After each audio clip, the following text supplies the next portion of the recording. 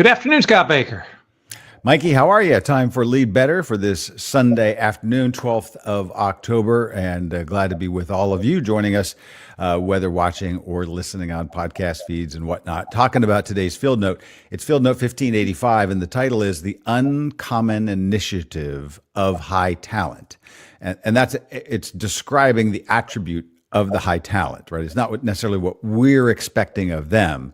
It's what they intrinsically seem to show. Right. So very apropos for the conference that we have coming up on Tuesday, because you can't hardly talk about this without thinking about recruiting, right? And hiring, right? And finding. And I would think that provided you're not an authoritarian leader, these are the exact kind of people that you want on your team. Oh, yeah, for sure.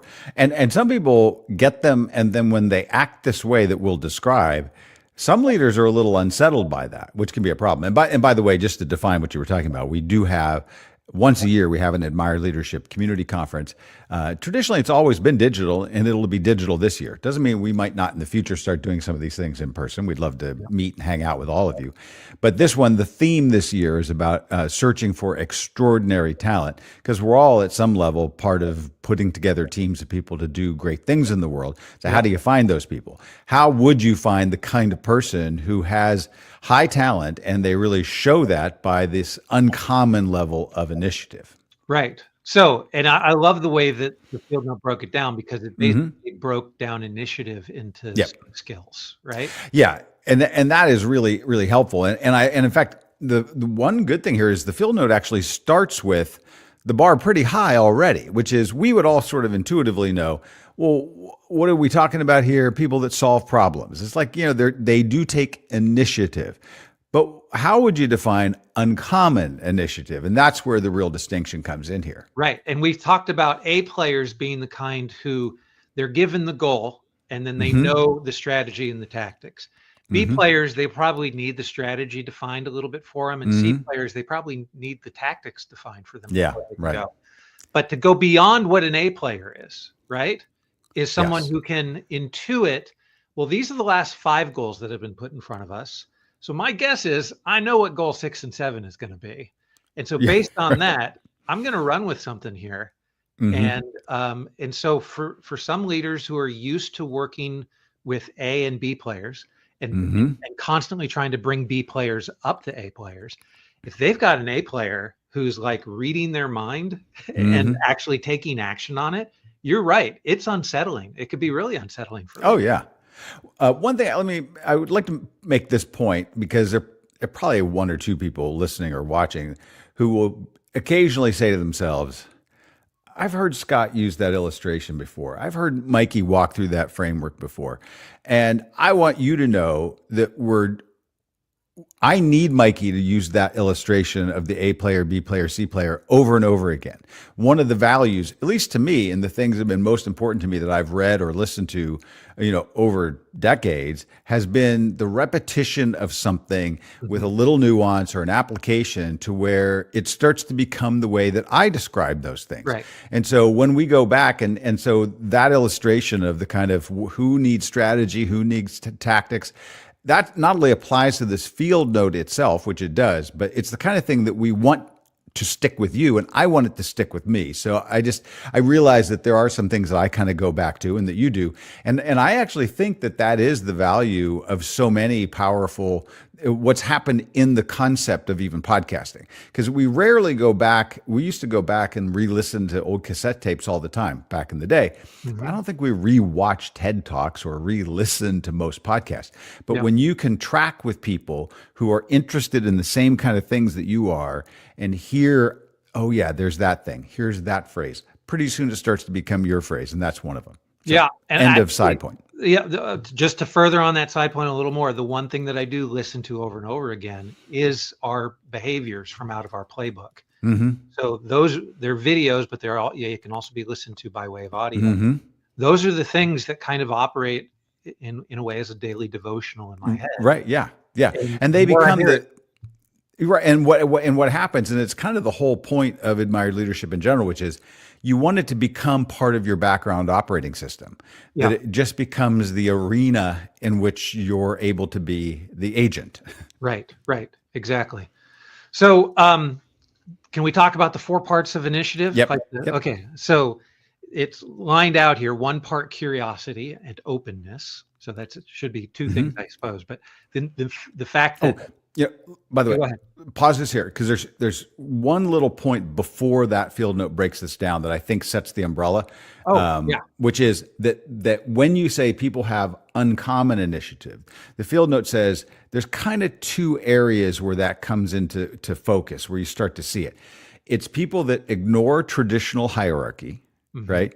Meaning they're not always going to be looking for approval first, and the whether people accept this and say, "Hey, good job," it's almost irrelevant to them. They're working on something outside that, and they independently go about this. It's not like they say, "The boss didn't tell me to do this, but I'm going to go ahead and get 25 people from across the company together." It can be that, but it's more like, I don't need I know this territory.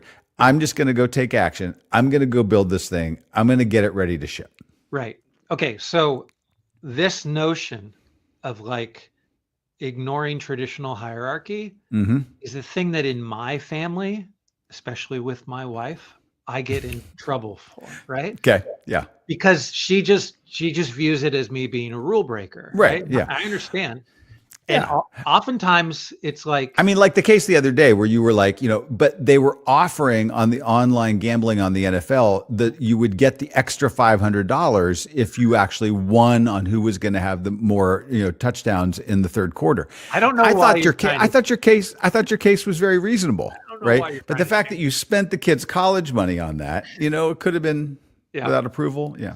No, but it's like, let me try to think of it like a simple illustration. So Walmart will sometimes check your receipt when you're walking out the door, and sometimes they won't, right? And so sometimes the greeter is going to flag you down and look at your receipt and make sure that your cart lines up, but sometimes they won't. And so when they're in the mood of doing that, my wife tunes herself into, is the door greeter looking for my receipt? And I tune myself away from that, right? So it's a simple thing. The hierarchy is well, I should say it this way. She's looking for the hierarchy.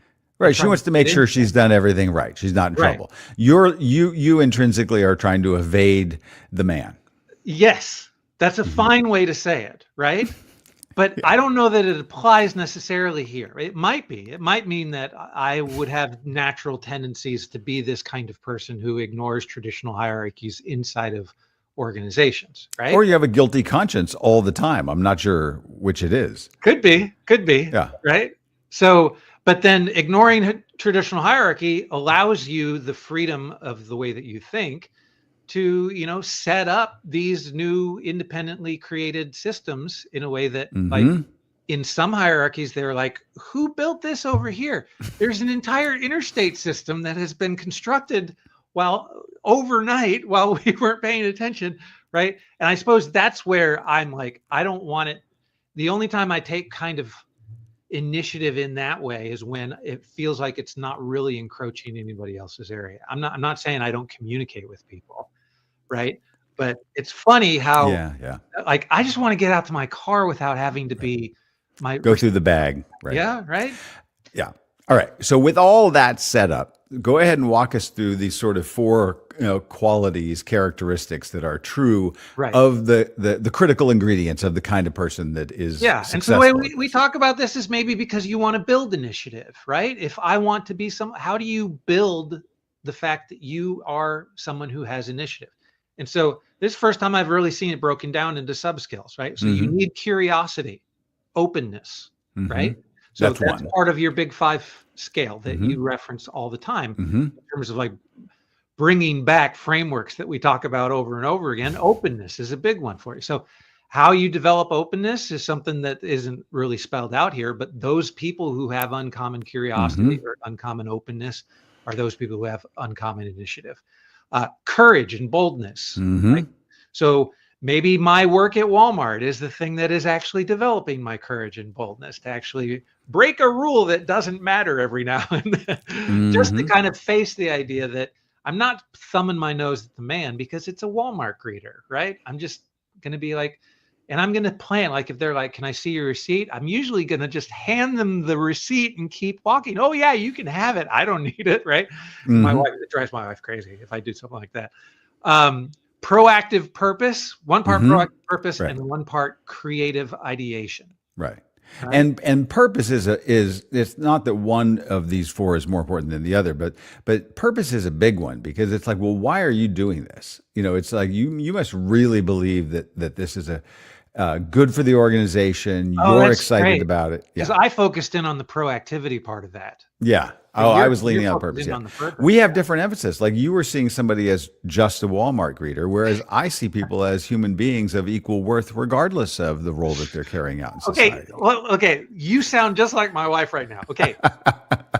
and the way that she calls it is like they're just doing their job. So the fact that I actually have done a little bit of reading into like what the job actually is and what they're trying to do, right? So I know from a perspective point of view that they're trying to lower loss and theft. Yes, right. By having just a presence there, right? Yeah. So I get it, I understand, but they're not actually checking the receipt. And so if I can see through the reason that they're doing it and be like, doesn't apply to me because it actually doesn't apply to me, right? Then again, I'm not speculating on whether Mikey is trying to be a career criminal, but somebody who has actually spent some time researching what are the operating methods of the Walmart, sort of door checker. That it's a little suspicious. They will I think you'll agree. By the way, here's the real kicker on that kind of thing, and we're off a little bit, but it's the way that my mind works on systems. You are. They're not going to build a case against you until you reach enough. But the facial recognition that they're doing inside the store is you've got a tab, you've got a number, right? So if you've misbooped on the self-checkout, your number is starting to raise, right? And then if you actually do steal something from the store, they're not going to pull you. But once you get to a certain level, and it's different in each state because they're weighting it to be like felony level charges. So here in Texas, it's like $4,200. Right? They're waiting for your limit to get up to that amount. And then they're going to come after you. They're going to look at that. At that point, like the greeter actually has a list of faces that he's remembering. Right. And he's going to pull you aside. And is there a particular sort of style or volume to the hoodie that a person could wear? I don't think so. Okay. Not at Walmart because when you're doing the self-checkout, the camera's pointed right at you. Okay. Right? Back to the 4 points. You've got a file. You have a file, Scott. I might, yeah. But now back to these points because the point here, and I want to come around to a negative. We would all say it would be terrific if people were taking initiative, if they were looking to solve problems, if they were not so concerned about always having the right approval. We have a thing in our firm called the level of updates. It's not like specifically unique to our firm, although it was when we developed it, but it's more widely used now. And so it goes around this idea of at the low level of like, hey, what do you think I need to do about this? To here's what I feel like we should do. Do you have anything to add to that? All the way up to here's what I did. Like I'm just informing you that I did it. That actually happened at a small level in the meeting that we had. A woman on our team said, I realized we had a software product that we needed to have a slightly higher level of subscription. It wasn't a lot of money per month. And she said, I just went ahead and bumped us up, but somebody's going to be seeing this come through in accounting. And we're all like, well, yeah, okay. Yeah, great. It was funny because the way she said it left room open for the idea that she just spent $10,000 without approval. Yeah, but it was actually a minimal amount of money. It was $30. And she actually said it with confidence. And you were like, well, great. Now, the one thing I will say in how we cultivate this, because I do sometimes think that it's not that kids these days are oblivious as the doddering old guy, and you don't want to be the angry guy on the lawn. But this is true whether you're my age or 30 years younger, which is you kind of have to know your territory to be able to be ready to improvise. Right. And I remember like when my kids are all great musicians, my older ones and my younger ones too. But I would say, look, you actually have to learn the canon of your domain, whether it's percussion or guitar, before you can go off and do whatever you think is your vision. You need to get good on the basics, on the curriculum of that thing. And so sometimes in organizations, people are like, well, I saw this and I decided to do this. But Edwards Deming talked about this back in the 70s in total quality management around, these are factories producing cars. And he's like, before you innovate, you actually have to have a respect for the reason why things are the way that they are, right? So you need, and in fact, that actually, I think, doesn't hinder the creativity here. It actually sets once you know where the guardrails are, it lets you actually have more freedom to be able to work within that because you fully and thoroughly understand. And I think what happens is you want to become the team member who everyone trusts because they know that you know all of the things that are in the system that are working. And that's why you were able to kind of move off in this sort of creative direction. And then I think it's even more powerful at that point. Okay, so the traditional mimetic argument against that is this notion that, and I even feel this argument against me when I'm walking out of Walmart with, right? The traditional argument against it is we live in a society. If everyone operated that way, right, it would be chaos. Like there'd be no rules, right? And so there needs to be allowance somewhere in your structure for people to be able to take initiative, right? You can't clamp down on your organization in such a way that the people who would operate this way feel like they can't because we live in a society. Right. Yeah. And I do think that some organizations have tried to build this into the way that they operate. Some of them will give a certain percentage of your time that's you're free to go explore.